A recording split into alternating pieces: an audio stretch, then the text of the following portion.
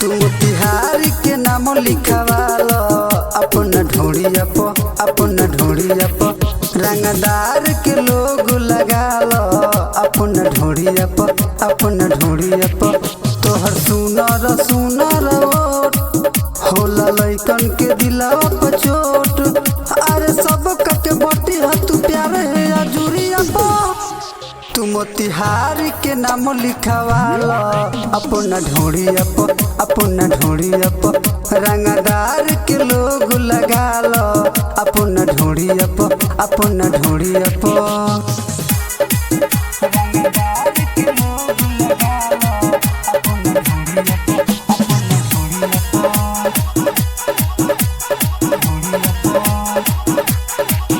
तोहर पतरी कमर हई तिरछी नजर जाने केतना के पागल बनैले बा। तोहर कनावा के बाली हई उठावा के लाली पूरा मार्केट में गर्दा उड़ैले बा।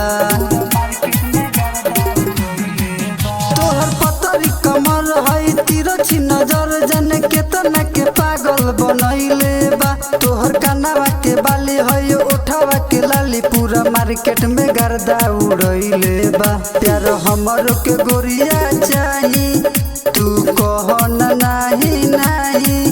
चला खेला कइल जाओ यार गोरिया पा।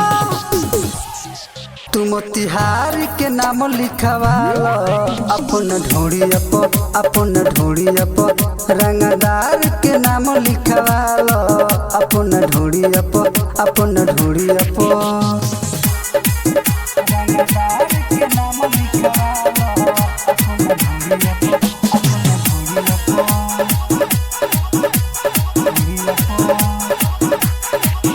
हई जिला जवार सब फैन बा हमार हई इहवा के हम मशहूर रे।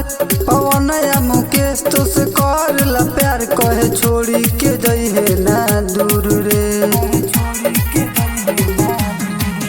हई जिला जवार सब फैन बा हमार हई इहवा के हम मशहूर रे। पवन या मुकेश तो से कर ला प्यार कहे छोड़ी के जई है ना दूर रे। तनी राकेश के दिल में बसालो अरे सीना से सीना सटालो। फिदा भइल बनी तोहरा सुलह के उमिरिया पो। तुम तिहार के नाम लिखवालो अपना ढोड़िया पो, अपना ढोड़िया पो।